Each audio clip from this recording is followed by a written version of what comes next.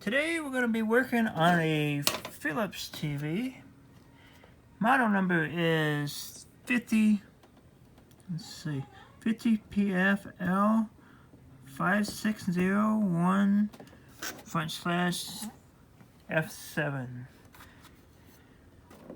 Homeowner said she's watching it, had a snap, TV died. So I'm going to see if there's any indicator light that there's any power, and then we're going to take it apart and go through and show how to take it apart. I'm looking at all the screws as I'm talking in the video. Notice I have this on the bed. This is the softest, safest surface you can work on. It won't scratch the screen. This is why I tell you to do it this way. So we're going to plug it in and see what happens. Power's on. I just press the power button. I don't see any indicator of lights anywhere.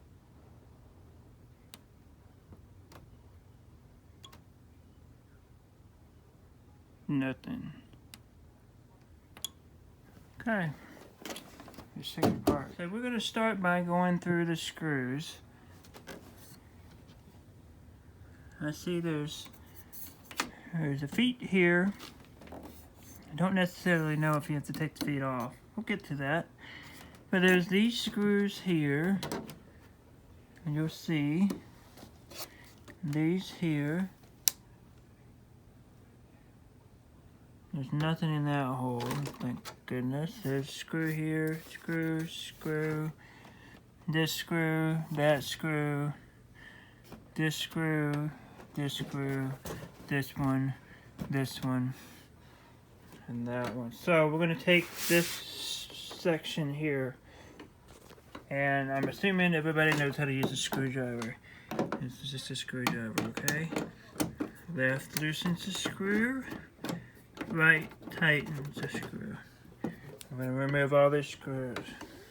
Now I realize you may or may not have a magnetic tip, which is fine. Loosen them up until you feel like they're all the way loose. These feet didn't necessarily need to be taken off, but that's good. I forgot to take that one last. If you don't have a magnetic tip, that's fine. Just loosen them up until they feel like they're completely loose. The feet did not have to come off, so that's good. And at this point, we can take and raise this up and over, just like that. Now there's your T-con board. There's your main board. There's your power supply. And you kind of want to look for obvious things that could be issues with.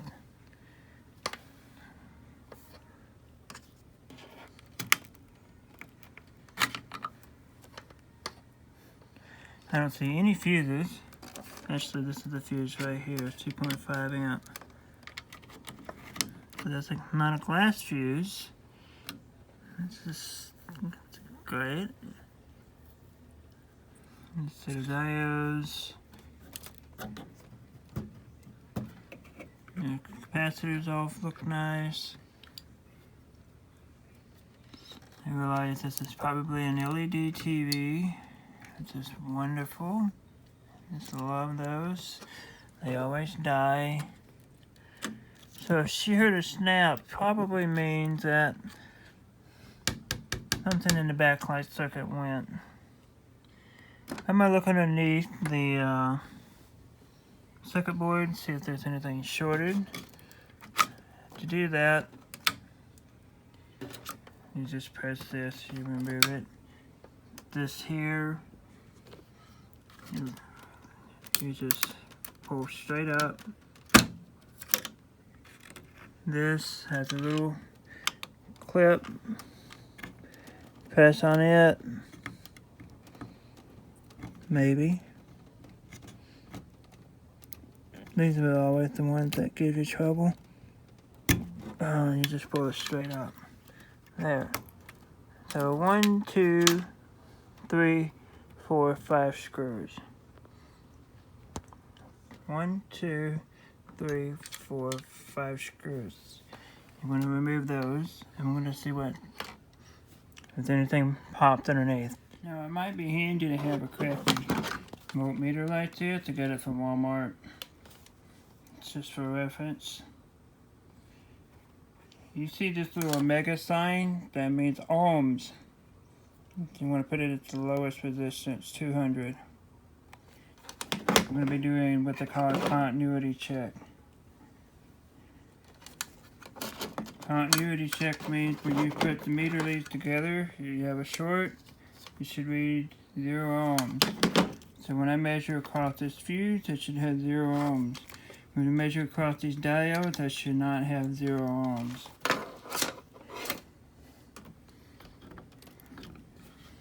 Okay, here's the great reveal. See anything? I don't see anything on the case, which is good.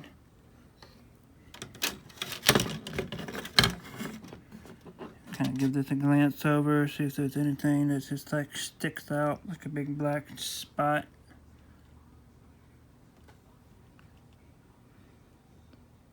Which I don't.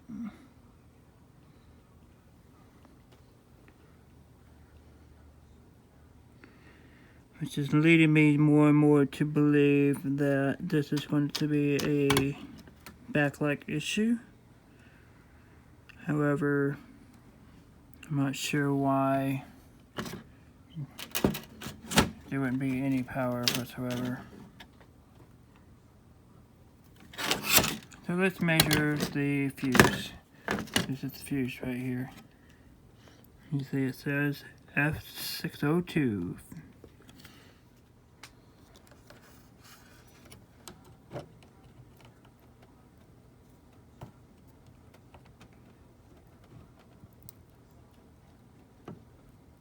I might just got really lucky. Okay, fuse is reading and open. Wow.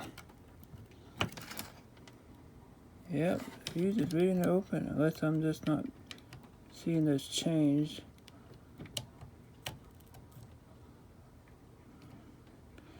Yep, so the fuse blew. That fuse blew. 2.5 amps.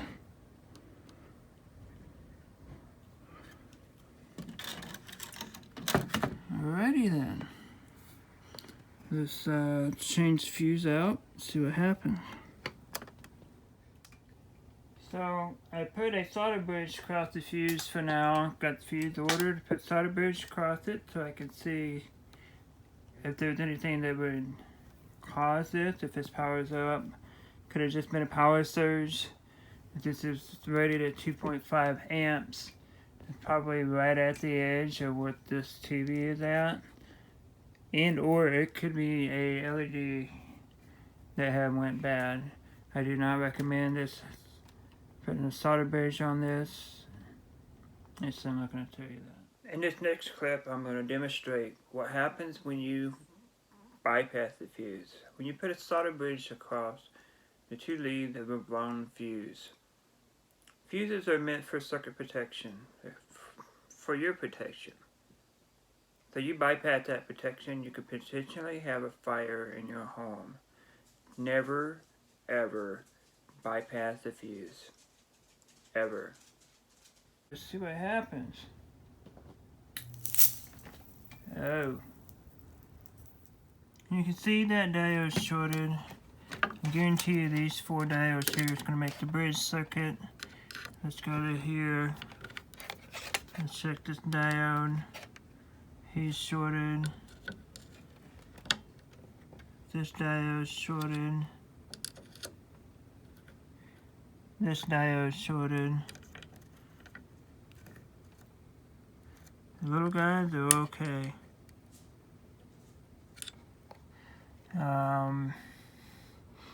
So technically all you probably would have done is just replace that fuse, replace these diodes here.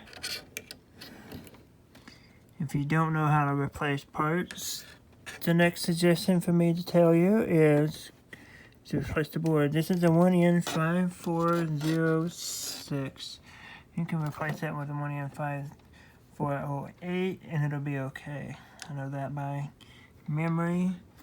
And then this diode here, D1605, I don't know what it is. It's 3pfb marking. And these things are still warm. So I'm not sure what these diodes are without taking them out. At this point, I'm just going to take and remove this power supply, order a new one, and call it good. This video is not sponsored by ShopJimmy.com, but there is a ShopJimmy.com 2% coupon code. Summer 19. So, if you're going to be repairing your TV and you get this, try Summer 19 for the 2% discount. See what happens. And this is how they package power supply. And we're going to be putting it in.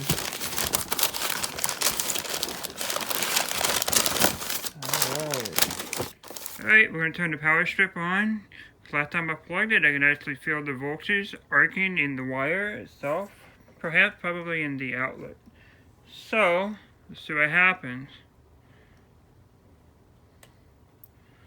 We have light. And we have a Phillips TV. So, if you're able to fix your TV, give this a thumbs up. Hopefully this helped you. Thanks for watching, guys. I'll see you next time.